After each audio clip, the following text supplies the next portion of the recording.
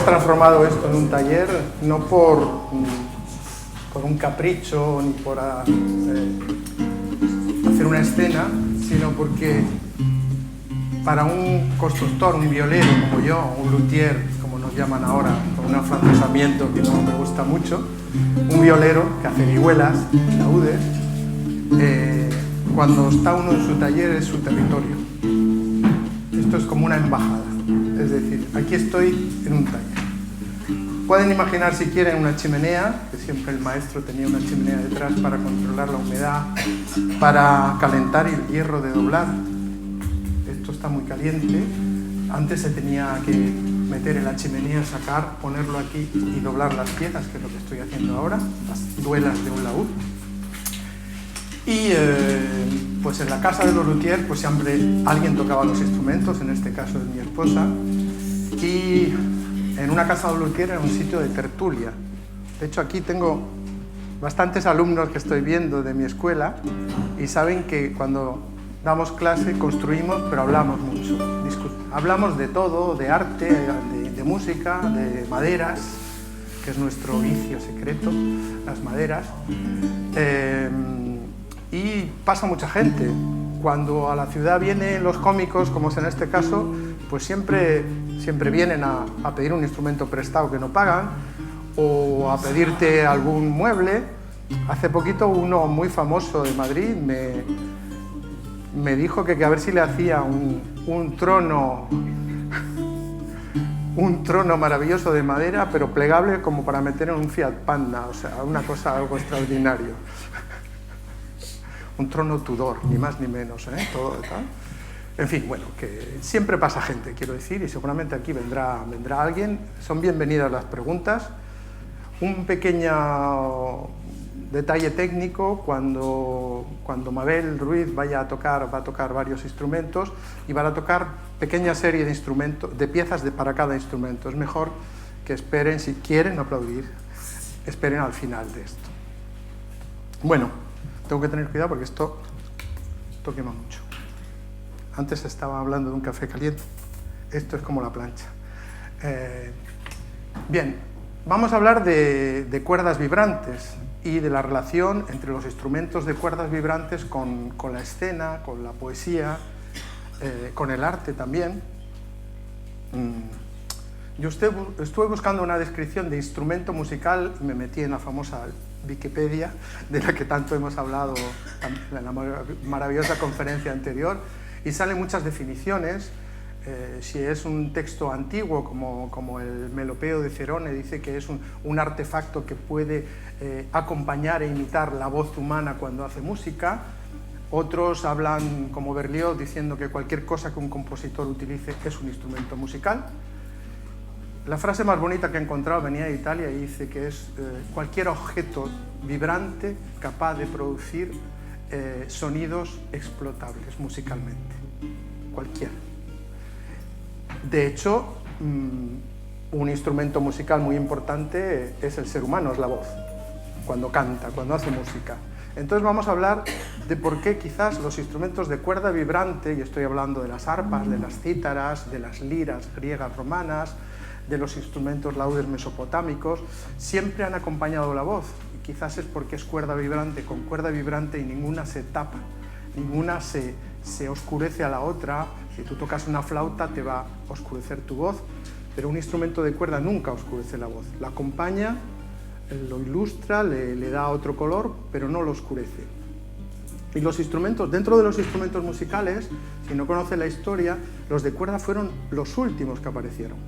Aparecieron los últimos. Primero fueron los de percusión, después los de viento, que pensamos que pudo ser huesos de animales que habían mordido algún depredador y que tenía agujeros y que comiendo el tuétano quizás y soplando empezaron a salir sonidos y de ahí pudo avanzar la construcción de las flautas, pero los de cuerda fueron los últimos y es porque técnicamente son los más complejos. No es un material natural, tienes que construirlo por partes, tienes que fabricar las cuerdas. Cuerda viene de corda, del griego corda, que quiere decir tripa de animal, porque las cuerdas se hacían con tripas de animales, limpiadas, retorcidas, producen un sonido muy bonito. Pero esas cuerdas de tripa necesitan un resonador y necesitan una mecánica humana. Entonces eran más complejos. Quiero decir que una persona puede tocar. Si tú haces un instrumento que nadie puede tocar, no vamos a ningún sitio. Siempre han ido juntos las cuerdas con resonadores. Una cuerda necesita un resonador porque si no, no he traído un arco porque era un poco latoso, pero por ejemplo, esto es una cajita musical. Sin resonador es esto. Bueno, pues si yo ahora lo coloco en el sitio más vibrante de un instrumento,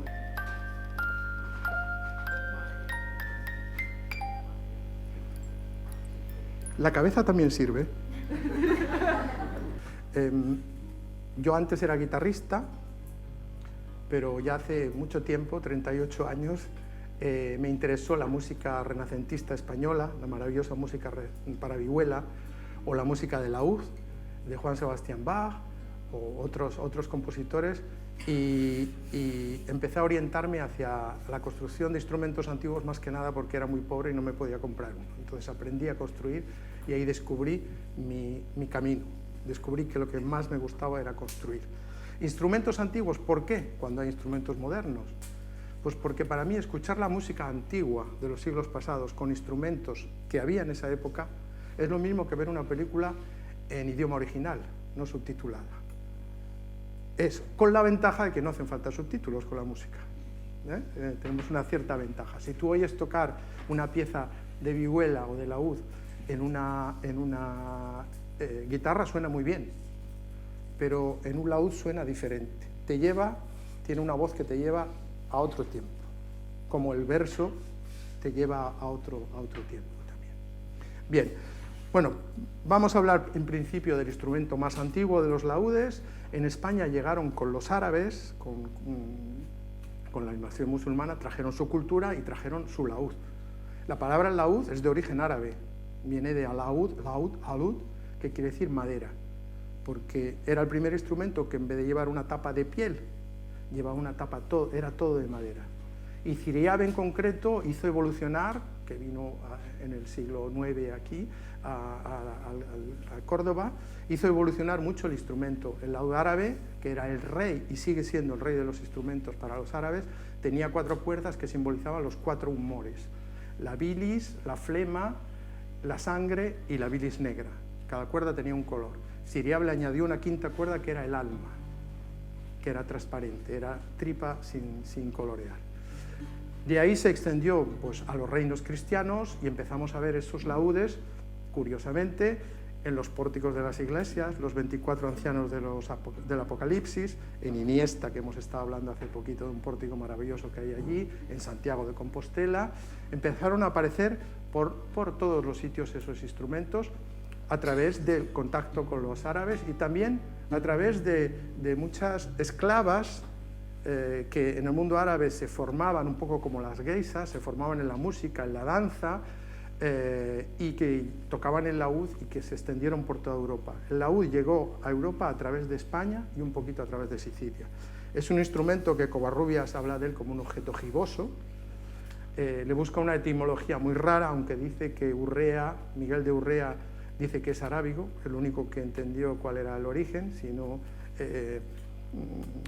Covarrubias y muchos antiguos creían que esto venía de Orfeo, que era un instrumento descendiente de la lira de Orfeo.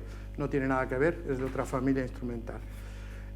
Cuando llegó el periodo de esplendor del laúd fue cuando se dejaron de tocar. En la Edad Media se tocaba con un plectro, con una púa, y se podía hacer una música más bien monódica. Los trovadores, y sobre todo los juglares que trabajaban para los trovadores, tocaban mucho el laúd, y la guitarra medieval, que era como una mandolina. En el Renacimiento el laúd en toda Europa tuvo un momento de expansión muy grande, en España también. Se empezaron a publicar con la imprenta libros para laúd y hay un repertorio enorme en Italia, en Francia, en Alemania. En España es para otro instrumento del que hablaremos después. Y es una música pues, de una belleza increíble. El laúd se representa mucho en manos de los ángeles, una música celestial, pero a veces servía también para algo más mundano. Son instrumentos muy ligeros. Yo estoy haciendo uno aquí. Esto es el molde y son láminas muy finitas de 1,5 mm de madera y cuando acabo saco como una cáscara de huevo, muy sólida pero muy ligera.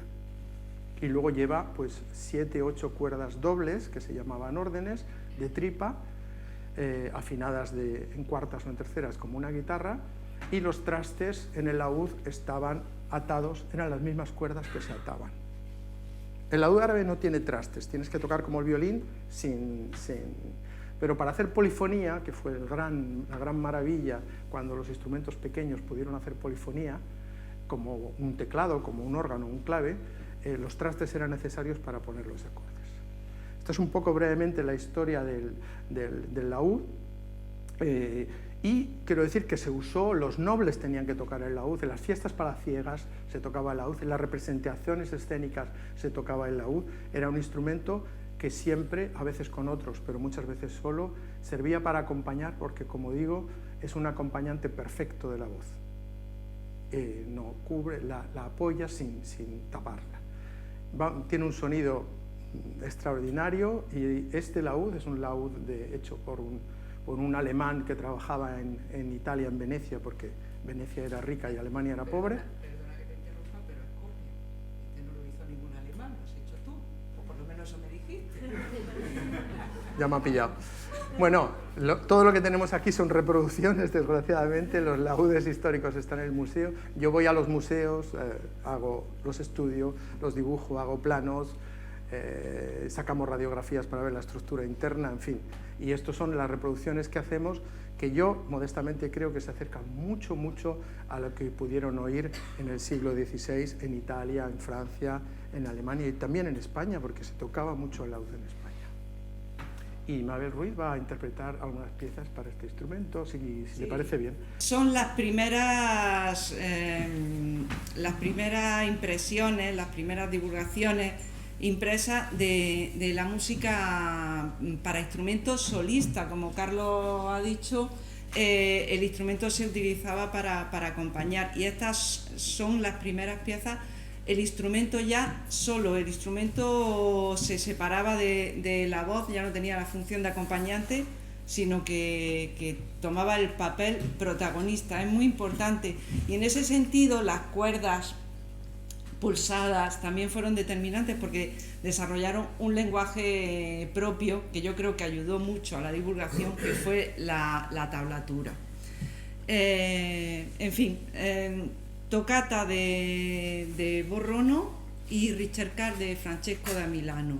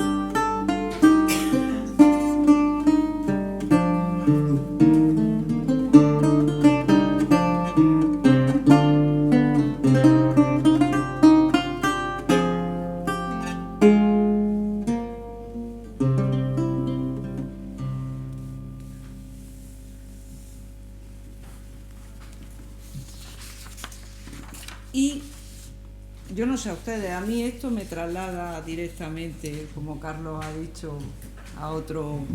Nos salimos ya del taller, de la sala, y nos vamos a la Italia renacentista. Y de Italia a Inglaterra, porque En Inglaterra uno de los laudistas más destacados fue John Dowland. Estamos ya a final del siglo XVI y les voy a interpretar un preludio.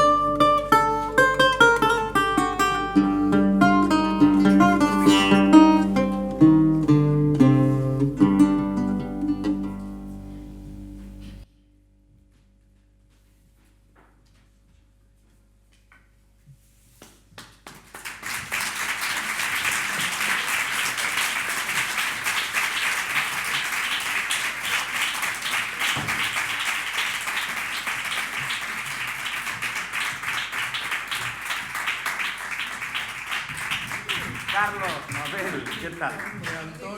Como siempre, a dar una vueltecita por aquí. He salido a comprar el periódico y he dicho, voy a verlo. Esto es como la Rebotica, un lugar siempre de reunión y... ¿Qué estás haciendo, Carlos? Pues un laúd. Anda. Un laúd. Llega... Lo iba a acabar hoy, pero ya no. Ya no lo acabas. ¿Qué madera es esta? Esto es arce rizado. Es la madera con la que se hacen los violines y es una de las maderas más nobles que existen y tiene una sonoridad muy bonita. Ese laúd está hecho de arce rizado. ¿Estás mucho tiempo con él? Pues un mes y medio desde que lo acabe. ¿La última que has hecho cuál es? Una vihuela. ¿Dónde estás? ¿Dónde la has llevado? La llevamos a Japón. Hola. ¿Sí? ¿Por qué? ¿Cómo? ¿Un encargo o una...? Sí, encargo, sí. Oye, pues mira, fíjate lo que son las casualidades. Me dices que estás haciendo un laúd y hace unos días estaba yo en casa bicheando un poco por internet y me encontré un texto en francés, un soneto, que lo hemos traducido a medias un amigo y yo, y me quedé un poco sorprendido. No sé el autor o la autora, decía siglo XVI nada más. ¿Lo queréis conocer? Porque, sí, yo tengo curiosidad. Vamos, y ahí me ha sorprendido por lo que vais a ver ahora. Dice, entre los más dulces juegos que puedo elegir para corregir el tedio que me asalta tras la cena, tomo el mástil en la mano y lo palpo y lo manejo hasta que está en estado de procurarme placer. Con él me voy a la cama y sin jamás soltarlo, lo tomo entre mis brazos y contra mí lo froto, moviéndome con fuerza e inundada de gozo, era una mujer, entre mil placeres alcanzo mis deseos. Si por desgracia ocurre que un poco se abandona, con hábil mano lo alzo y sin respiro intento gozar del placer de tan dulce manejo. Así pues, mi amado, mientras su nervio está tenso, me contempla y me da placer, tras lo cual dulcemente, cansada, mas no ahita, finalmente lo dejo. Anda el laúd, anda el laúd. Bueno, todos los días... ¿Pero conocíais este poema o sabéis? Sí, es muy famoso. ¿De quién es? Es de la Mademoiselle de L'Aubépine. Es una aristócrata francesa de 1500. Muy famoso, se llama Enigma el poema. No tan enigmático, de luego. No, es que bueno, yo como me he formado en Francia, he vivido 22 años en París y ahí estudié este oficio, pues la verdad que me interesa mucho todos los temas relacionados con los laúdes. Y el laúd es verdad que, bueno, estaba en manos de los ángeles, pero también hay muchas escenas. Tenemos por allí un cuadro que he traído que se llama La Celestina, un cuadro holandés, que está claramente una Celestina cobrándole a un nombre que va a ir con la laudista, o sea que vamos. La verdad es que el laúd es muy, no sé cómo decir, muy encantador, es muy dulce. Yo cuando empecé a tocar el laúd, después de hacer mi primer instrumento, recuerdo que las reuniones, en Francia se hacen muchas reuniones en las casas de la gente, las casas ricas, vamos, te hacen cenas, te invitan a que toques un poco, y hubo realmente las chicas, vamos, que mostraban muchísimo interés. Sí, sí, está sobre todo interés musical, ¿no? ¿Y se los daban con los laúdes? Hombre, quiero decir, ese poema es un enigma. Lo que quiere decir de cuando el nervio se afloja es cuando la cuerda se destensa y que no está afinado el instrumento. No, si la metáfora la hemos entendido todos, yo creo.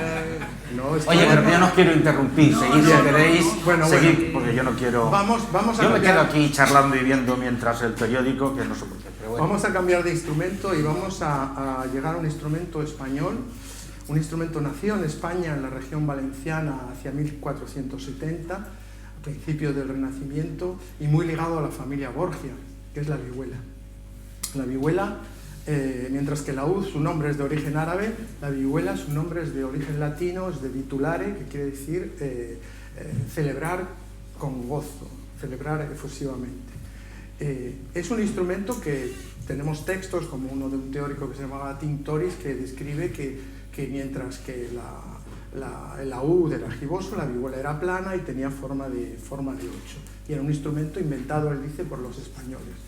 Ese instrumento se parece mucho al laúd en cuanto a su manejo, tiene un mástil, tiene los mismos trastes que el laúd, las cuerdas son iguales, pero tenía una voz diferente. Además tenemos un testimonio maravilloso de la voz diferente de la vihuela, porque cuando los Borgia en Italia impusieron la vihuela, hay un cuadro maravilloso de Luca Signorelli en la Catedral de Orvieto, que está ahí, que se llama Los Elegidos, es en el cielo, y están varios instrumentos, hay una vihuela, 2 laúdes y 2 violas de gamba. La vihuela trona, y eso no era italiano, eso era un instrumento español, era un poco de mostrar el poder.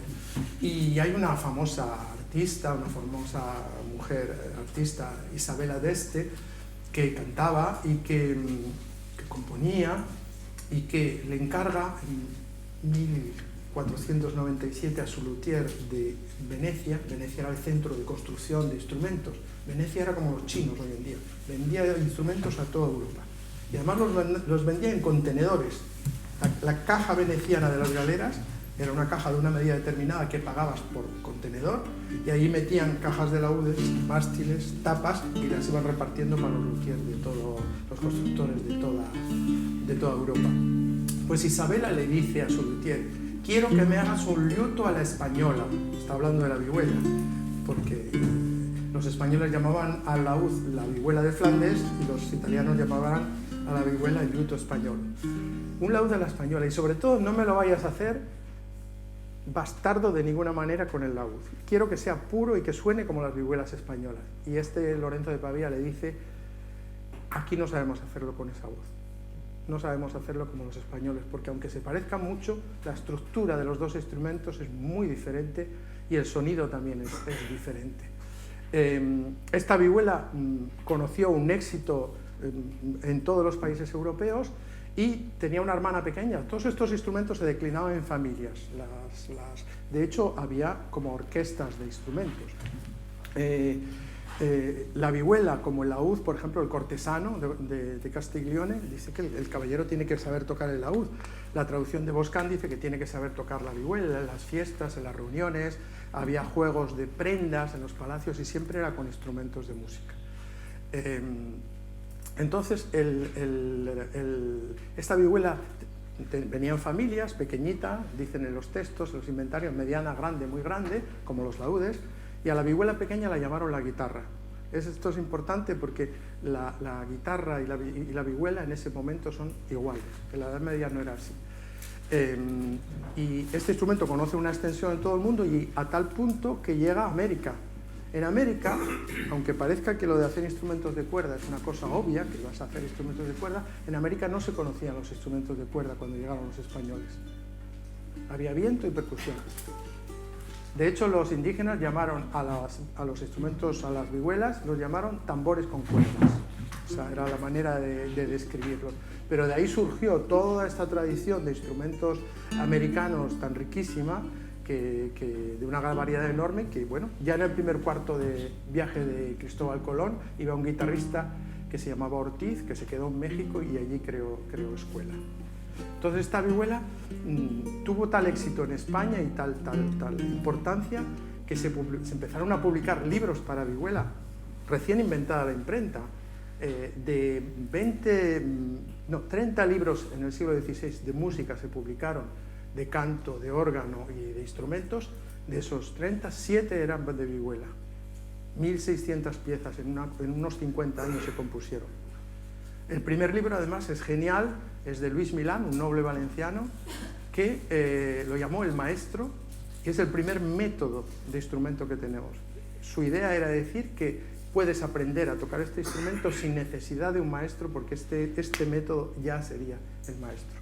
Es la primera vez que se publica. Entonces conoció un éxito enorme y como veremos, la hermana pequeña de la vihuela, la pequeñita, que solo tenía 4 cuerdas, mientras que la vihuela tenía 6, tuvo una historia aún más importante. Pero vamos a hablar de eso después.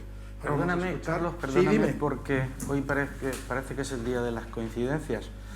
He estado mirando, por cierto, antes la prensa y... has encontrado algo sobre la vihuela? No, sí, oye, pero he encontrado un texto relacionado con una cosa relacionada del crotalón, pero está aburrida porque no dice nada del director de la Compañía Nacional de Teatro Clásico hoy la prensa.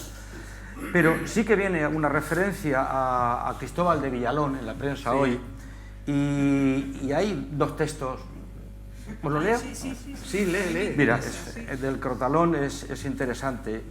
Habla, bueno, pues de las maravillas de la vihuela. Y dice: hubo concurso para premiar al que mejor cantase y tañese en la vihuela, por ser la más estimada joya que en el mundo entre los músicos se podía ver. Vino un hombre muy ambicioso que se llamaba Evangelista, el cual era mancebo de edad de 30 años y de buena disposición y rostro, pero era muy mayor la presunción que de sí tenía. Este acordóse vestir lo más rico que pudo, ayudándose de ropas y joyas muy preciadas suyas y de sus amigos, y cargando de collares y cadenas su cuello y hombros, y de muchos y muy estimados anillos sus dedos. Y procuró haber una vihuela con gran suma de dinero, la cual llevaba las clavijas de oro y todo el mástil y tapa labrada de un tarace de piedras finas de inestimable valor, y eran las maderas de cedro y ébano. Era la vihuela de tanto valor que no había precio en que se pudiese estimar. Estaban todas las estancias llenas de damas y caballeros que habían venido a ver definir aquella preciosa joya en aquella fiesta.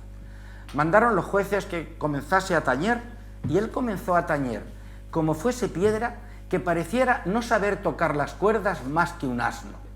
Cuando vino a cantar, todos se movieron a escarnio y risa, y sin ningún arte, gracia y donaire de la música.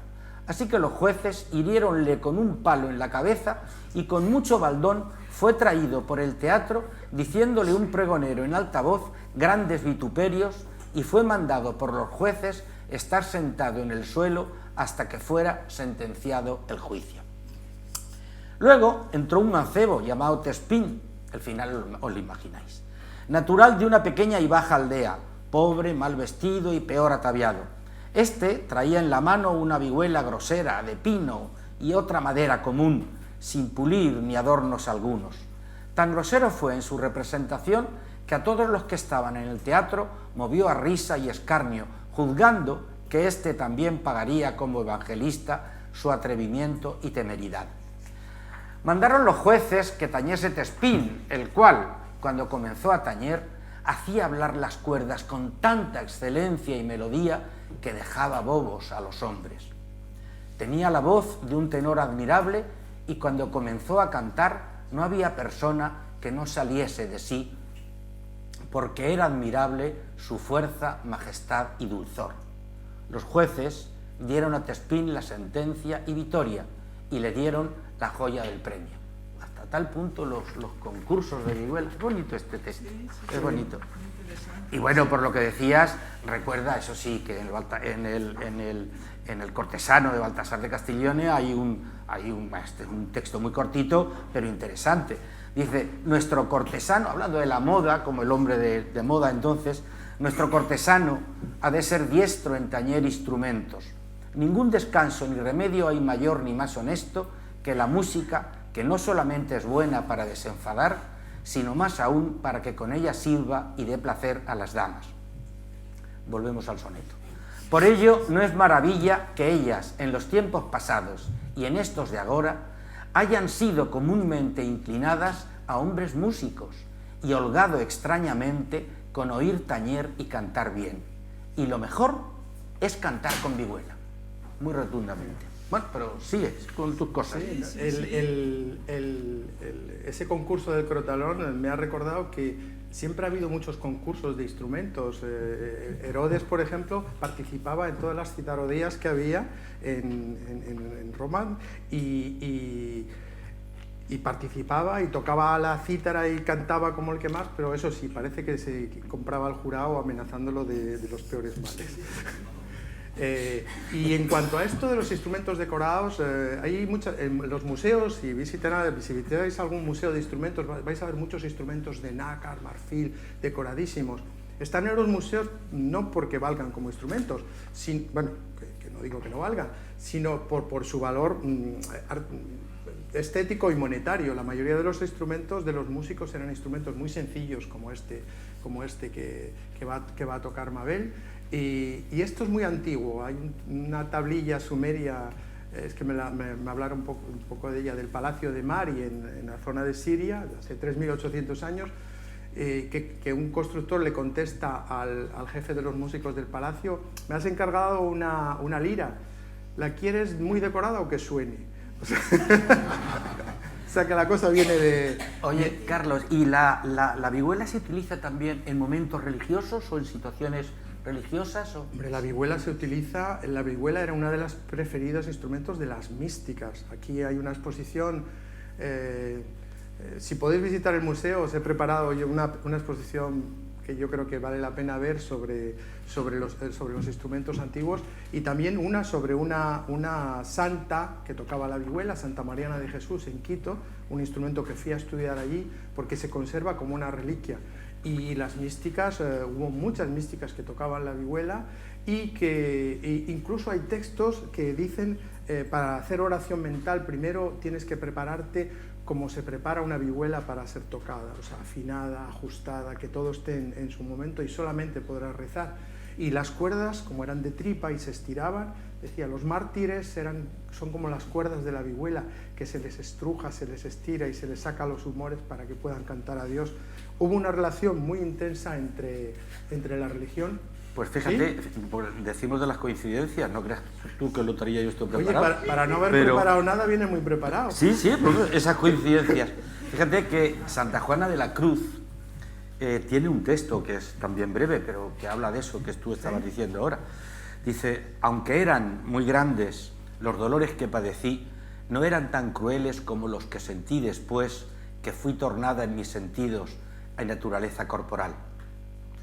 Paréceme veo todos los miembros e venas e coyunturas de mi cuerpo hechas como a manera de cuerdas e teclas o clavijas de vihuela, e a nuestro Señor tocarlas con sus sacratísimas manos, a tañer con ellas a manera de instrumento o vihuela e hacer muy dulce, suave son de armonía. Y cuando su divina majestad apresura el son e le hace más alto, entonces tengo muy grandes e crecidos dolores, y cuando abaja el son, no solamente no los tengo grandes, mas muy menores. Óigale cantar cuando tañe palabras formadas e muy preciosas e saludables para las ánimas. Justo lo que decías, un hermoso texto. Un hermoso texto, sí. Bueno, antes de escuchar la vihuela, decir solo una cosa, que hay mucha iconografía. Yo he ido recorriendo museos y visitando todas estas fotos, las he ido haciendo en los sitios donde iba a estudiarlas. Incluso fui a Japón a estudiar una vihuela de influencia portuguesa cuando estuvo allí los jesuitas. Se construyeron, nosotros calculamos, entre 200 y 250.000 vihuelas en el siglo XVI en España. tenemos un cálculo de la producción de los talleres, solo quedan 3. 2 están en París y 1 en Ecuador. Son instrumentos tan frágiles, tan delicados, no pesan nada, cualquier cosa se rompen, y si se pasan de moda, pues ya simplemente se las desecha. Entonces, el recuperar estos instrumentos es uno de los trabajos para mí más hermosos que he podido hacer, y cuando los oyes, cuando oyes su voz, las voces de estos instrumentos, creo que te llevan a otro tiempo, te transponen. Vamos a escuchar la vihuela. Pues sí, yo creo que para confirmar lo que has dicho, las palabras que nos ha leído Antonio, es escucharlo, porque para mí pasar de tocar el laúd a tocar la vihuela es también un cambio, supone también un cambio, a pesar de que comparten, como tú has dicho, la misma afinación, las mismas cuerdas. Es un mundo diferente, el laúd sale hacia afuera, y yo creo que la vihuela se presta también a la mística porque vuelve hacia adentro. Voy a interpretar una fantasía del libro del maestro que tú has nombrado, el primer libro de vihuela, publicado en Valencia en 1536, Fantasía de Luis Milán.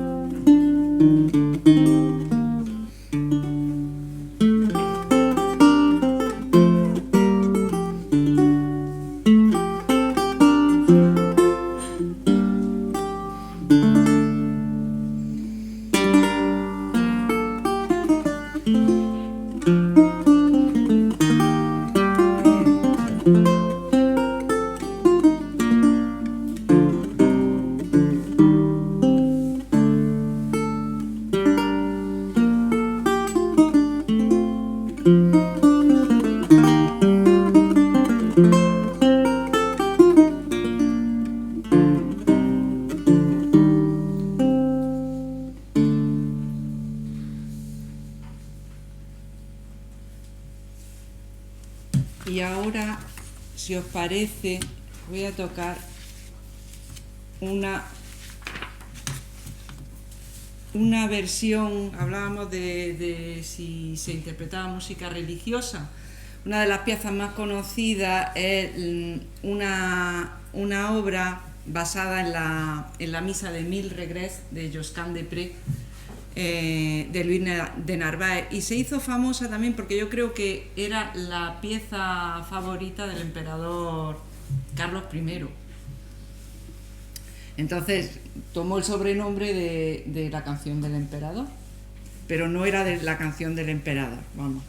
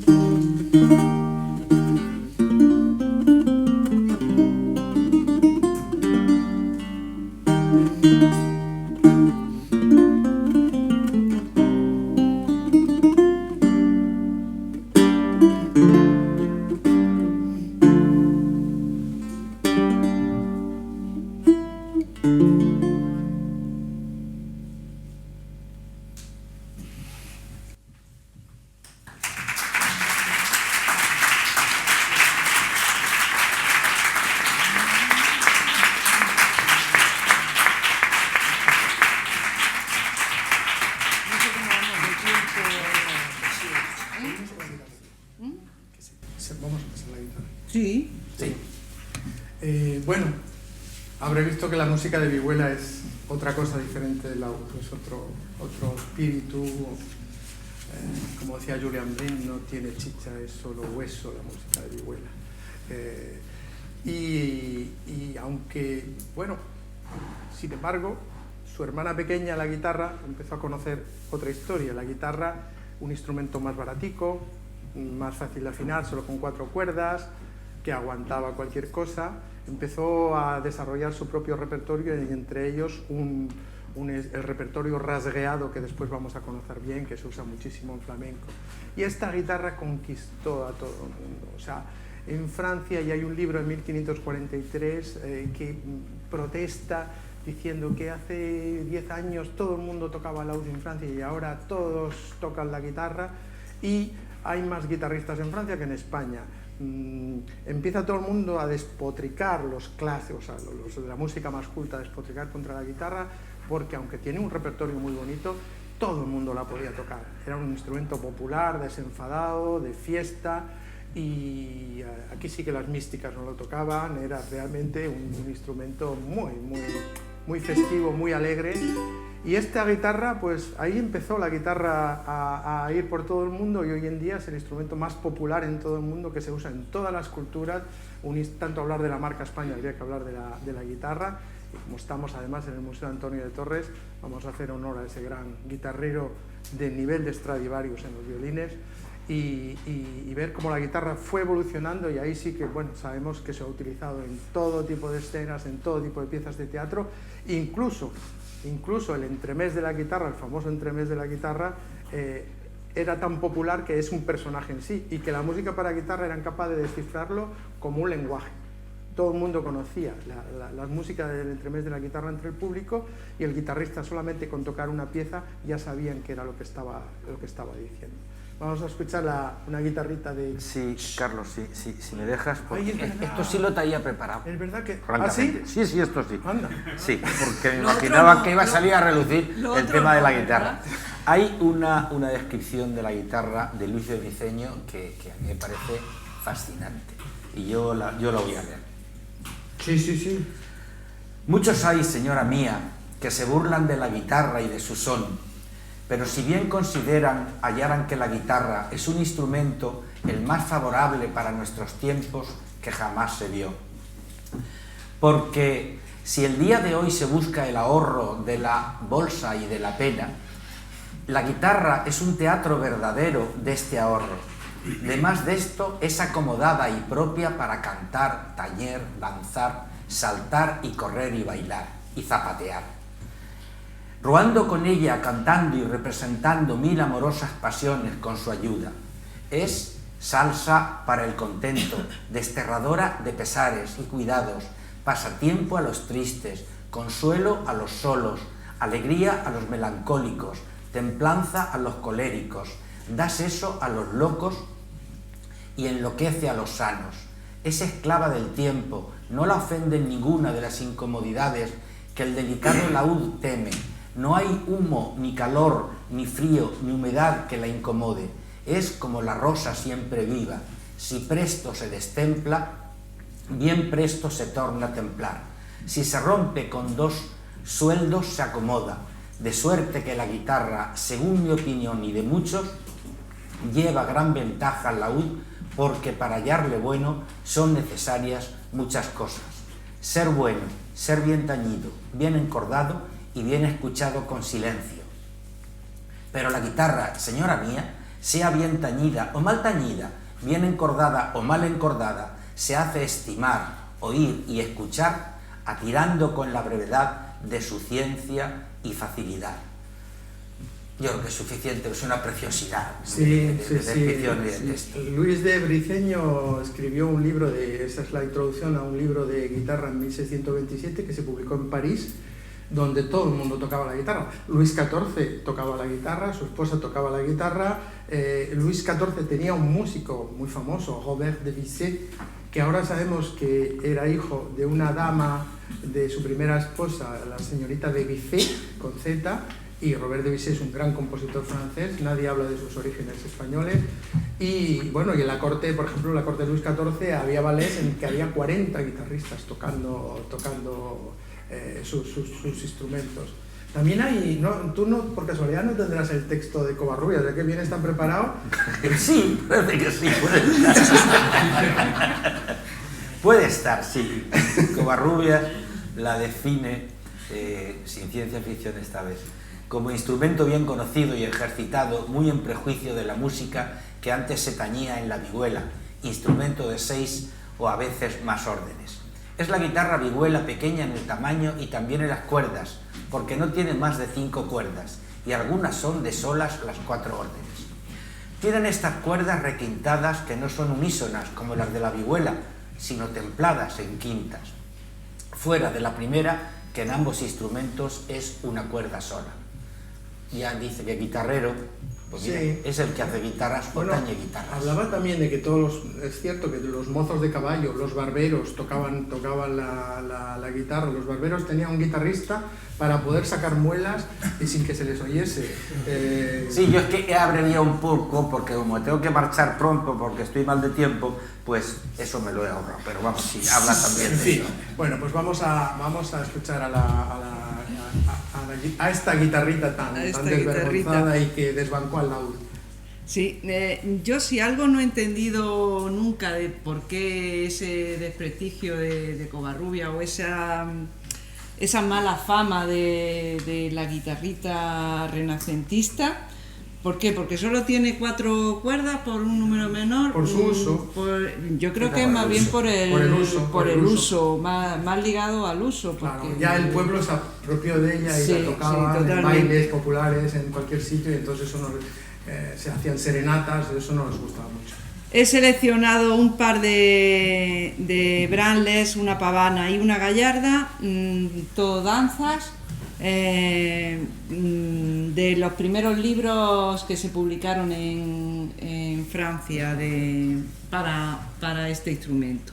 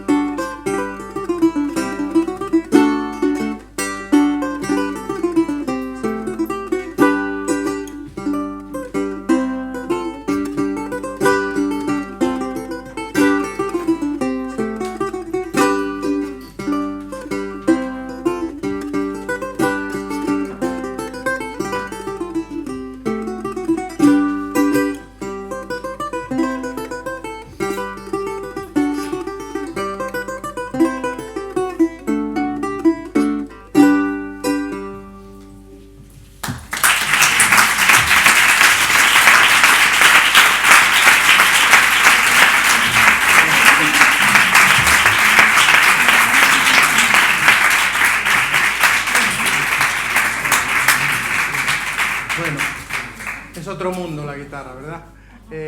Bueno, creo que estamos justitos de tiempo. Vamos a terminar con el último coletazo del laúd. El laúd, Bach compuso algo para el laúd porque lo conocía y lo tocaban en su familia en Alemania en el siglo XVIII, final del XVII, principio del XVIII, pero el laúd ya iba desapareciendo, desbancado totalmente por la guitarra.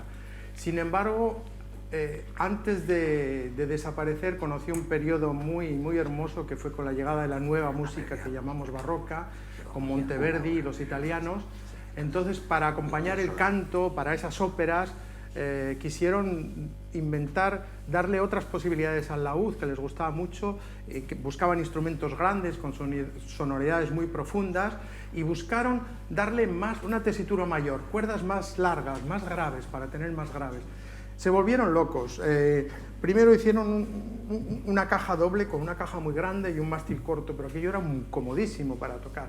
Y luego, pues parece que Piccinini, un compositor y cantante, tuvo la idea de alargar los bajos, como vemos en este instrumento que llamaban chitarrone o tiorba.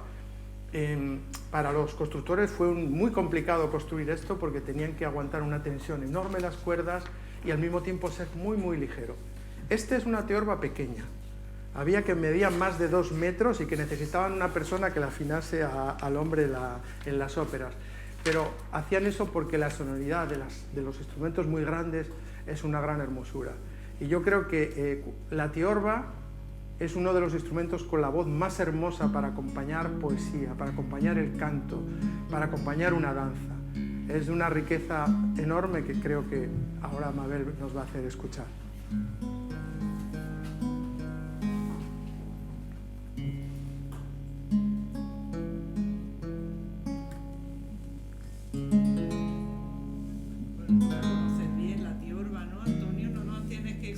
Yo estaba recordando en estos momentos, ¿os acordáis? Hace un año, cuando montamos aquel espectáculo sobre Santa Teresa de Jesús, y vosotros teníais una disputa. Mabel quería que fuera la guitarra la que utilizara, la vihuela, sí. Y Carlos se empeñó en la tiorba, y yo estaba empeñado en la tiorba. El resultado fue absolutamente majestuoso. Piccinini dice que es una de las voces más hermosas que se puede escuchar. Pero yo recuerdo una anécdota preciosa. ¿Os acordáis que el objetivo era no hacerlo nunca, que el espectáculo en un teatro y tal, sino siempre en lugares sagrados? Lo hicimos en conventos de clausura y en alguna iglesia. Y me acuerdo que en el convento de clausura de aquí, que se veían durante el concierto, se veían las rejas de las monjas y todos los deditos puestos. Y cuando terminó, nos dijo la superiora, nos dijo, parecía ese instrumento, no sabía cómo se llamaba, parecía que tocaba un órgano en la iglesia. Y es verdad, pero con la resonancia que tienen las iglesias, sonó majestuosamente y acertamos en llevar la tiorba. Adelante con la tiorba. Bueno, creo que no tenemos mucho tiempo, así que...